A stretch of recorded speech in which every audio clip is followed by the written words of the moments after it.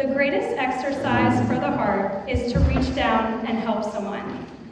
My name is Kelly Blumenthal, and I stand here today as an active member of a beautiful organization called the Kolbe Fund. But 1 year ago, I stood in a different place. Just 1 year ago, I stood next to my youngest son in the hospital room at the Children's Hospital of Philadelphia after he survived his second open heart surgery and 14th surgery. His first open heart surgery was done at a small hospital in Virginia when he was just 12 weeks old. Little Finn experienced multiple complications, landing him a several-month stay with 9 additional surgeries. Just a few days past the age of 2, he went into heart failure for a second time, and we knew we needed a second opinion. All of the hospitals in the entire country CHOP won us over 1,000%.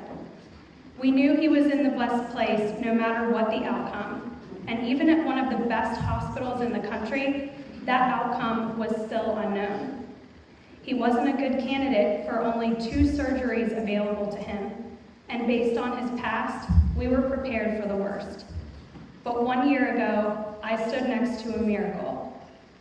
CHOP cardiac surgeon, Dr. Thomas Spray, completed Finn's full heart repair in just 37 minutes, and we were discharged very quickly after, only 1 week in the hospital of recovering. 1 week, 7 days.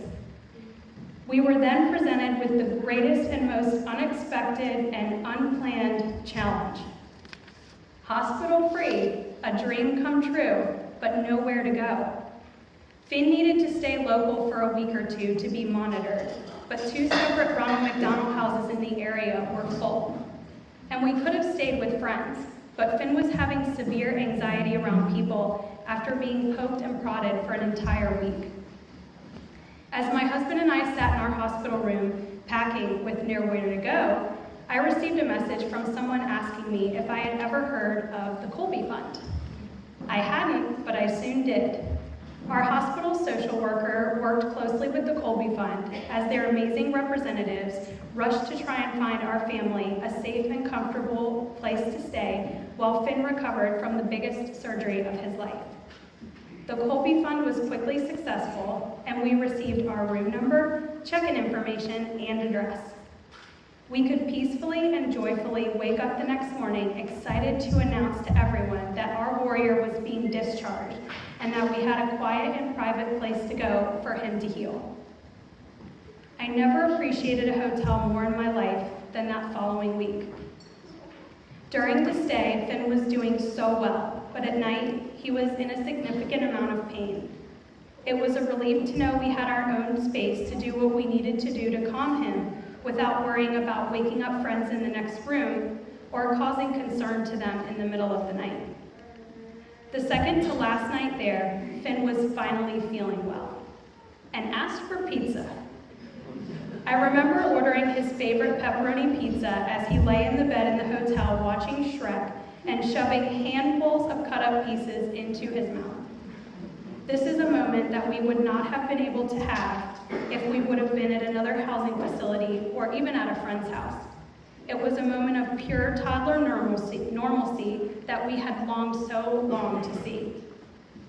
When we went to check out after our week stay to head back to Virginia, our bill at the front desk was nothing. We owed $0. I felt so guilty, but also so grateful. This big a surgery out of state was about to present us with some pretty massive medical bills, and a hotel in New Jersey for a week surely would have put us in a stressful position.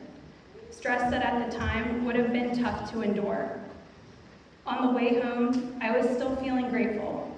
Grateful to CHOP, grateful that my son was alive, and grateful to amazing organizations like the Kolbe Fund for providing something to families like mine that is so much more than a hotel stay. I remember looking down at my phone to write an email to Kolbe thanking them, but there sat an unread message from them informing me that several strangers had donated to the Kolbe Fund in honor of our son. My heart was overflowing with inspiration. I knew right then that as soon as I could, I needed to pay it forward. It's a mantra I've lived by in life since my son was diagnosed with severe heart disease when I was 19 weeks pregnant with him. So many people have given to us when we were down, so it's imperative that we continue the cycle and give back to others when we are up. In the spring, our local high school held a huge soccer game called Football for Finn, with proceeds going to the Kolbe Fund. I was both shocked and thrilled to find out that our community raised over $4,000 that night. It was really fun to bring that 5-gallon bucket filled with thousands of dollars in cash up to board President Jennifer and jokingly tell her she needed to drive back to Pennsylvania that evening with that sitting in her passenger seat. Totally not safe, so we wrote her a check. After that night, I continued to try and spread the Kolbe word, not just to encourage people to donate, but to fellow special needs families that I know in my circle, to keep this organization in their back pocket if they're ever in a position like we were. You'll never have no place to go.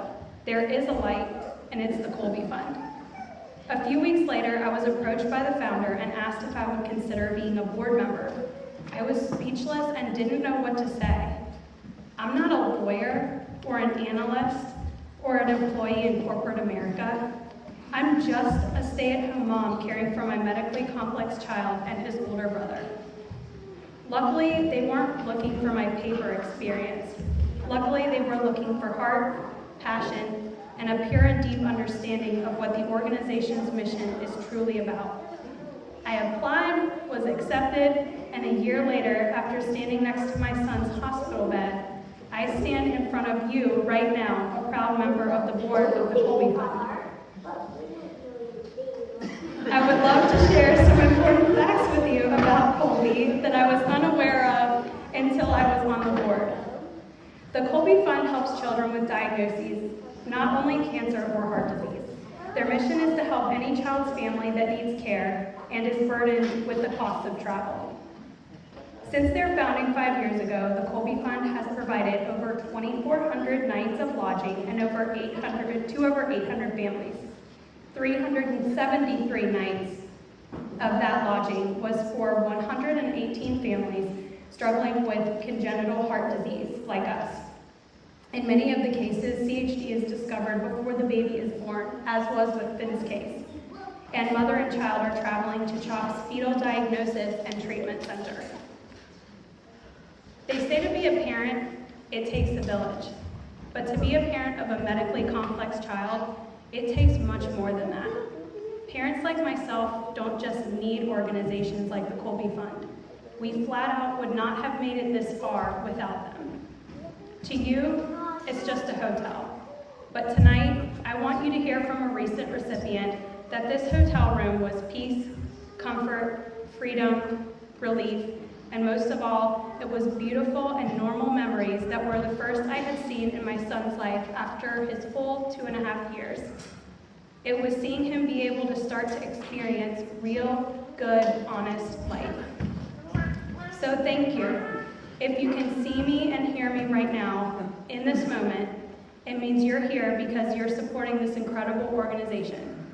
I ask tonight that you could make me a promise, or maybe just little Finn a promise. If you can't support the Kolbe Fund financially, can you please help us spread the word?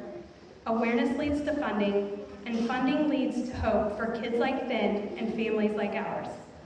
Don't ever doubt the power of your words, because it was just a few simple words that brought me standing in front of you today.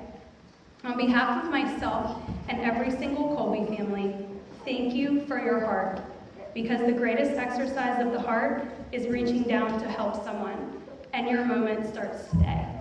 Thank you.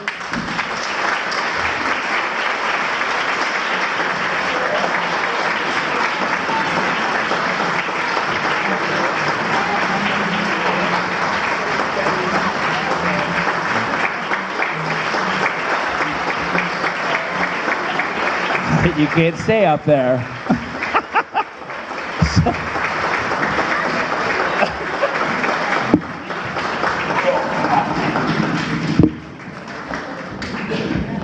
So poor Kelly, because How many of you have no idea what you just said for the last 3 minutes? Finn was up here doing snow angels, no snow, don't care. Peace!